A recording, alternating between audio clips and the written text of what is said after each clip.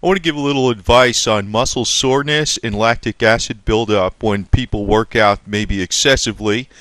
But I guess excessively is a matter of definition because you have to have some soreness or else you're not causing your body to build to the next plateau. But it could be excessive sometimes where you have so much soreness you can barely move. And I've had that experience before where it felt like my entire body was beaten with 2x4s all over, even with parts I didn't work out. And this is due to excessive lactic acid buildup in the body, because as the body uses energy, it uses up glucose, and there's a byproduct called lactic acid that is distributed throughout the muscles as you go through intense exercise. Now, a couple things I'm going to state, what I know that really works like crazy. But first, I want to get over a few other things.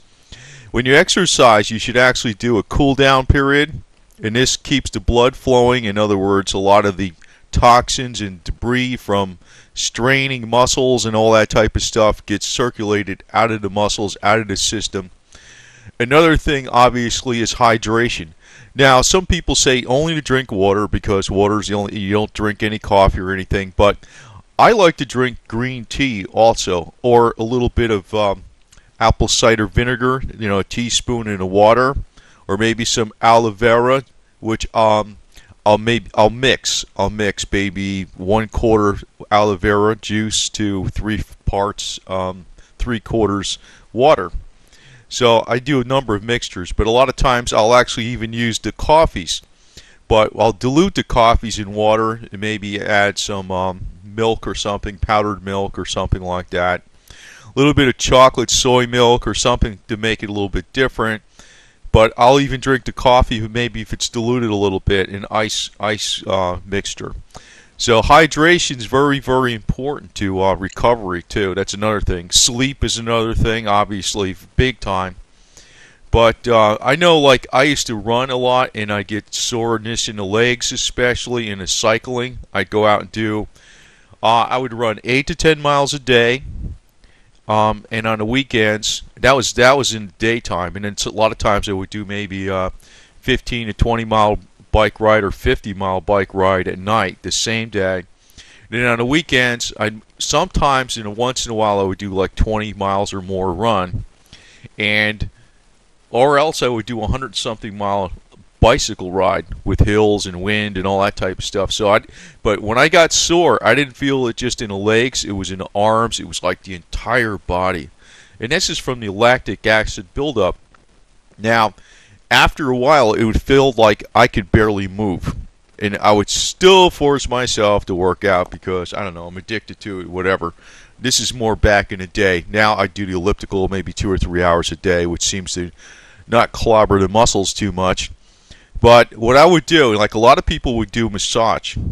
And the reason massage works is because you're basically knocking or moving the blood in the muscles out, in and out, by physically manipulating the muscles in the blood by massage. So you're bringing in and out, you're bringing out toxins, and you're bringing in new blood. Now, what I found works like a miracle and a half, and I know this might sound, in my case, this is what I did, but the principle is going to apply. In my case, I would walk 20 miles. Now, that would be excessive for an average person, but remember, I was like running every day 8 to 10 miles of hills, plus, that was like the first workout, and then if I did a long distance, I'd do 20 to 24 miles.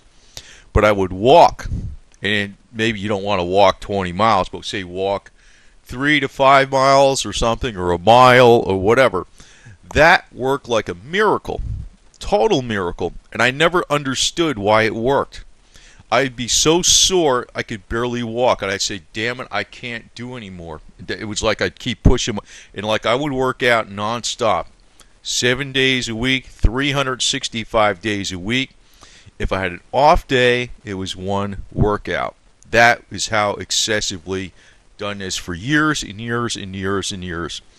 And if the soreness built up so much that I could barely move. It wasn't just in my legs, it was like my arms, it was like every part of the body. I didn't even exercise, I was sore as anything. It felt like somebody hit me with 2x4s. It would get that bad after a while. And what I would do is I'd walk, and I could never figure out, and then I found out what the reason was. It's like you're purging the toxins out of the muscles. You do not want it. The whole point is you want to move your muscles easy enough that you're not breaking things down again and straining things.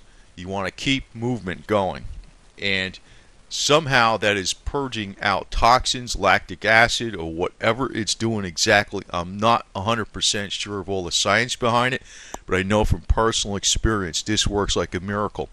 I would do that 20-mile walk, and then the next day, zero soreness, nothing. Then I'd be right back at the same deal again. So that was like every couple of weeks I would probably do a 20-mile walk, and totally like never stopped, never took any breaks or nothing like that. That was actually my break. But if I would have sat on my ass and did nothing at all, the soreness would have stayed. That is what I realized. Once you stop and you sit around, and see, that's actually, you will not heal as quickly.